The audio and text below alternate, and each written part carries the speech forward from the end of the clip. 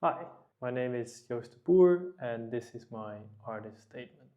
First, a little disclaimer. Anything that I'm going to say about the artistic process is my opinion. It's highly subjective, and if it's not your opinion, that's fair. I don't want to offend anyone or push anyone into a corner. Empirically speaking, the very beginning of art, or at least the proof that we have of that, seems to be the moment when people start to recreate their environment. You could see this kind of art from two viewpoints. Either they were just trying to recreate whatever was in their world, or they are trying to touch on something more, kind of a spirit of what is there. Now, whether your school of thought is more focused on their realistic representation of these animals, or if they were trying to capture something beyond that, I would argue that they achieved both.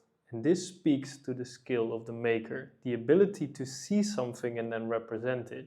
Now we have arrived at the core of my viewpoint on art.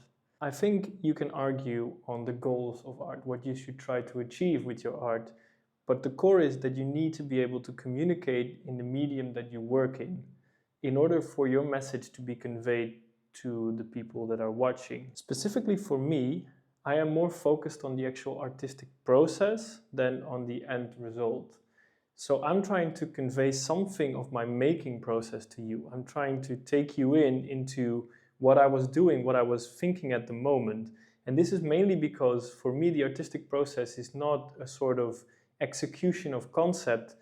It is the process itself that's actually interesting. The clearest analogy for the way that I approach an artistic process would be a Sudoku. Because I have the feeling that whatever I'm trying to touch on will reveal itself as I slowly fill in the gaps. And this process of it slowly unraveling and becoming clear is what I'm trying to convey in my artworks. This particular focus on the actual making of the art and the kind of Sudoku-like process that I'm trying to convey also means that I sometimes have some very peculiar ways of communicating about my art. Generally speaking, when you enter into a gallery or a museum, speaking with an artist means that they will be very enthusiastic about their art. And I cannot always convey this because since for me the value of the art is mostly in its learning value, the idea of the process, that process is not ongoing when you ask me about the finished work.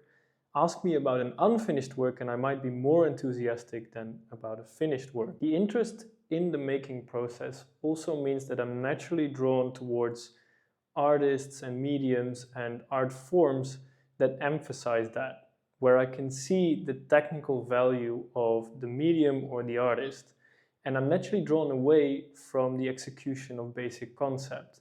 If we as artists only construct a very intricate concept and then execute that very quickly and explain what we are doing to the public, I think that takes away some of the value of actually exploring what our topic is about. It means that I generally am drawn towards art forms that are very technically focused and where people can give you instant feedback and where you have nowhere to hide. For example, I love drawing and painting portraits in the streets because my critic is right there. You make any type of mistake and they will criticize you for it. I was naturally drawn to tattooing for the same reason. When you're tattooing, your critic is right there, but they're also your canvas, right? So it's a one-pass thing. Every line that you're going to put there is going to be there for life on these people. And it creates a really interesting relationship between the artists and their client/canvas. I think for me the logical conclusion of this process was also the burning and slashing that I do on wood. So obviously you have the art form wood printing where you would make carvings into wood and then put ink on it and then stamp it. And at some point I just stopped stamping it. So I started making the actual wood pieces and the carvings and the burnings and the slashings that I do to it my artwork. In that case, you're literally destroying the original art that you make, meaning that there is no way back, which I tend to like a lot in my artistic process. I do want to emphasize that my focus on art is not just skill. Skill would be the starting point. Things that truly impress me, where I'm truly in awe, are the things that show mastery, something beyond skill. I think I would describe it as the total unfazedness and comfortability of the maker with the idea of probable or possible failure. If people take something that is inherently difficult to do and do it with a sort of easiness that shows in their work, I tend to look at those works and think, how could it be done? It's the same kind of puzzle mentality that I use in my own art that I apply when I watch other people make artworks or their artworks, their products. Just to name some examples, I was totally struck when I saw Caravaggio's work for the first time, because there is something in there, there's some kind of madness that propels him, and that is also described. I think it's really interesting how he was the opposite of a marketing artist, in the sense of he was always trying to destroy his career, it seems, doing whatever was the worst thing to do at that moment for his career, and his career just wouldn't die. He is still a famous artist, he is still a respected artist, and he is because his work is just that good.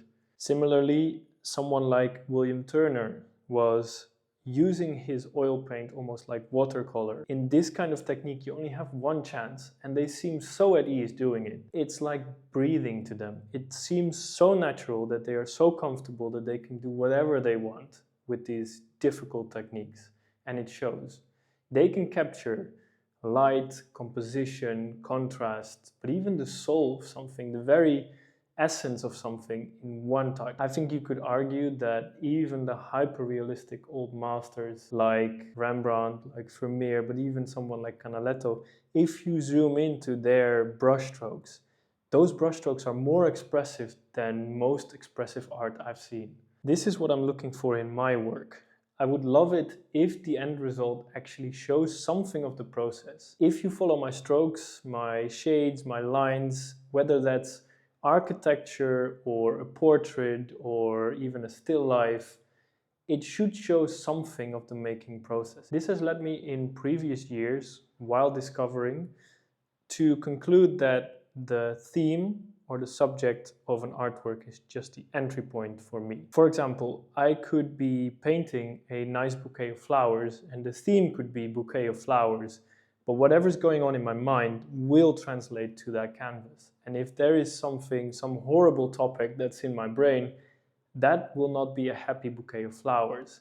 So whatever lines and whatever shades and whatever the construction of this bouquet of flowers is, I would argue, for me at least, is more important than that it is a bouquet of flowers. The topic, therefore, is quite unimportant. It's once again just a starting point. In conclusion, if you want to summarize my art in any way, I would say that it is the representation of traces of humanity through architecture, through portraits, through other representations. It starts with technique, but it departs from it as well.